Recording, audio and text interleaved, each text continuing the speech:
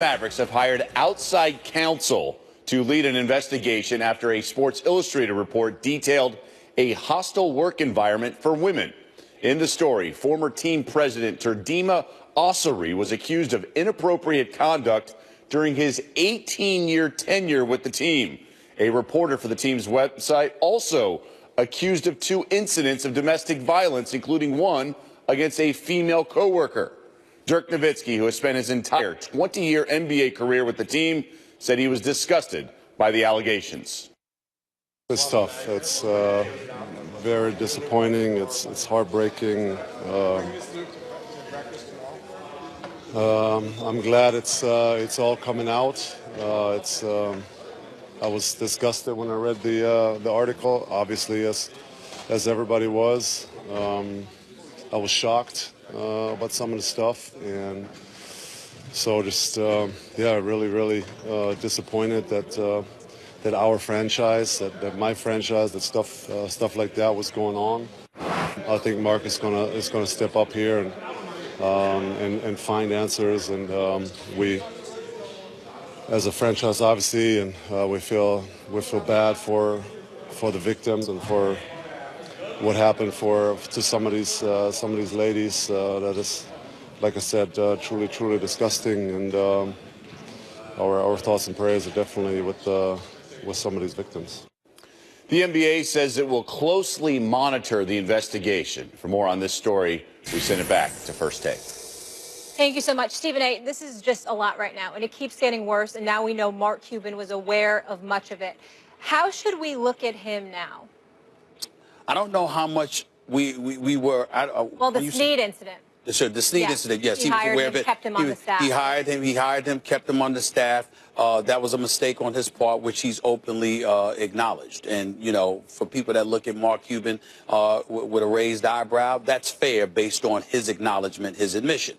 As it pertains to Terdema Ossery, there's just, listen, he has come out with a statement denying the allegations that have been leveled against him.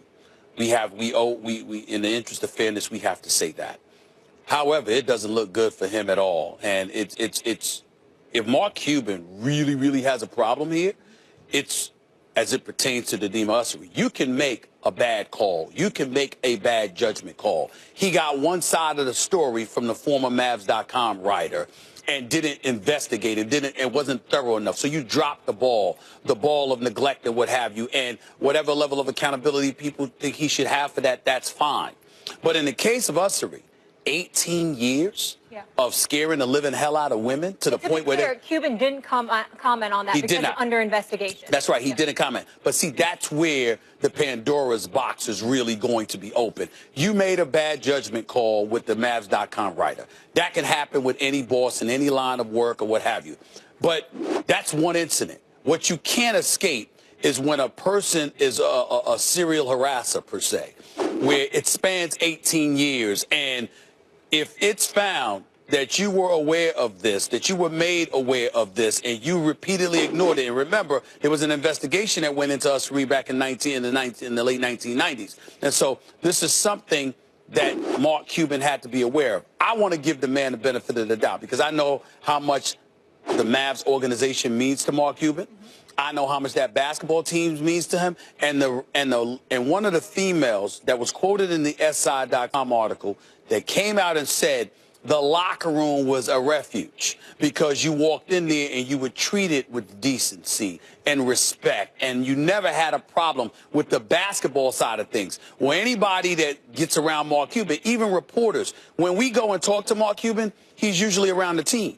He's usually running on a Stairmaster, or he's somewhere around the players and the team. Yeah. You know, not that he doesn't know business, not that he isn't around anybody else, but that's where you usually see him. So again, I read that he's very hands-on. That he's a very hands-on owner, and that he's actually a control freak. Well, you've heard that. Yeah. But again, I've also heard that it's really about basketball, and that's what he prioritizes. I'm not trying to give a pass by any stretch of the imagination. What I am simply saying is that I need to hear more before I engage in condemnation towards Mark Cuban, who I know cares about the organization, cares about his players, and usually doesn't mind delegating responsibility. He's particular about who he picks. But once he picks you, he allocates that responsibility to you and lets you do your job. I don't know, but if he knew about this and he didn't do anything, then you know what?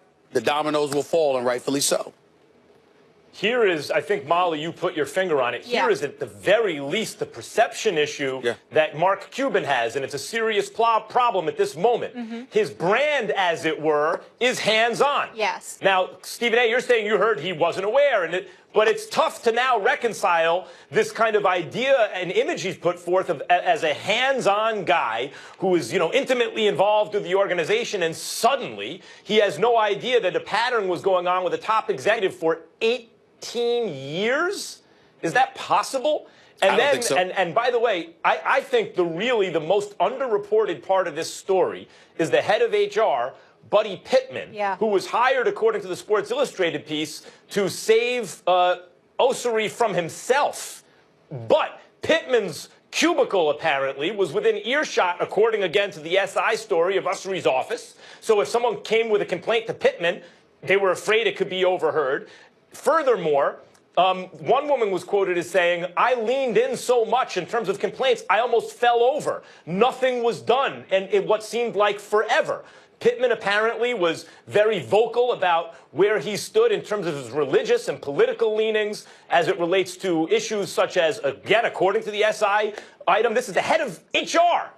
This seems to me to be the real problem. If you had a competent head of HR, then this maybe gets dealt with. But the head of HR is letting everyone know where he stands on issues like, wait a minute, abortion, immigration, how he bristled at the idea of the acceptance of Jason Collins as an openly gay player in the league. So people, male and female employees alike, according to the article, didn't feel comfortable going to HR with complaints. And I think that's supposed to be a fail-safe, and it exacerbated the problem, it seems. One thing I just want to add, Stephen A., well, this shows that he has a poor judge of character because he picked these people. Right. And there's multiple employees that he hired, like Snead, like Pittman.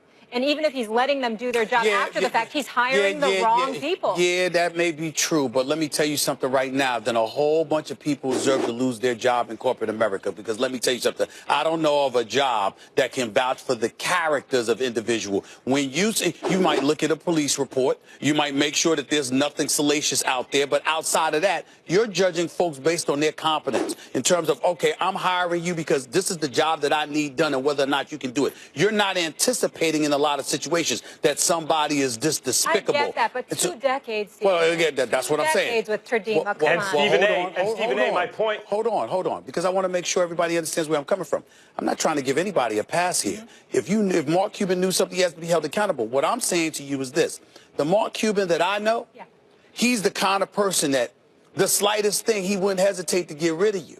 See, that's where I'm struggling with all of this. The mere notion that you could jeopardize what I've built here in Dallas, you got to go. That's the Mark Cuban that I know. Now, does that mean that he would advertise company business and put it out there to compromise the brand? He didn't do it with Snead.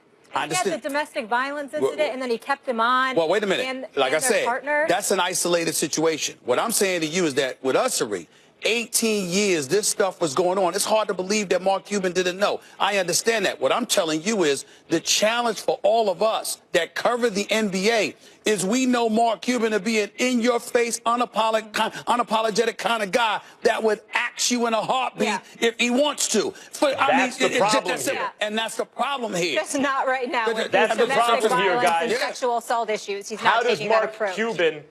How does Mark Cuban, sorry for interrupting, how does Mark Cuban negotiate this situation in terms of his brand even? This is a crisis he needs to, I'm sure he's trying to overcome, right? He'd like to remain an NBA owner. He would like to keep a reputation as a good person intact.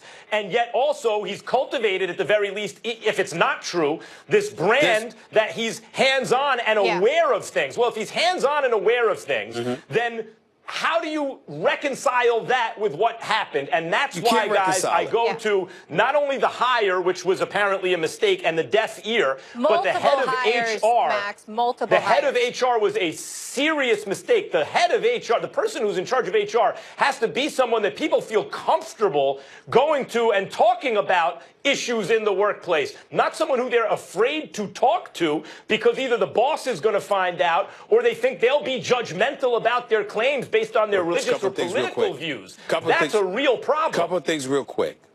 Dirk Nowitzki said what he said. Rick Carlisle, with his profound statement, said what he said. You can tell while in the midst of declaring how disgusting and unfortunate this is, also how protective they are of Mark Cuban. It's not just because he's the owner. It's because they're finding it hard to believe that, wow, how could this have happened under his watch? Something's not right here because that's not the Mark Cuban we know. They said it was disgusting. They weren't really protecting Mark Cuban. No, I'm not saying. I'm saying this statement of support, word of supportive, protective, whatever. Let's not dissect it too much because I'm losing my points. What I'm saying is they're literally supportive of Mark Cuban in their own way if you read between the lines of what they're saying because they find this hard to believe. But ultimate indictment against Mark Cuban and the Mavs, to me, comes from Under Armour because Ussery lasted a couple of months there and he was gone. Yeah. Now, how is it that he's working for you for 18 plus years and this happened and somebody comes along and brings you on board and in 2 months they get you up out of there? Listen, at the end of the day, if you want to be the hands-on owner, you want to be the face of the franchise, you can't just be there when you're hoisting trophies. You have to be there when there's these kind of crises and act on them as well. We'll leave it there. Coming up, to play or not to play? That is the question for Kawhi Leonard. But how does this whole ordeal make the Spurs look? The fellas will debate it. Up next, is Doug Peterson disrespecting the man who helped him win the Super Bowl, Nick Foles? Will Kane joins the debate desk for that. Don't go anywhere.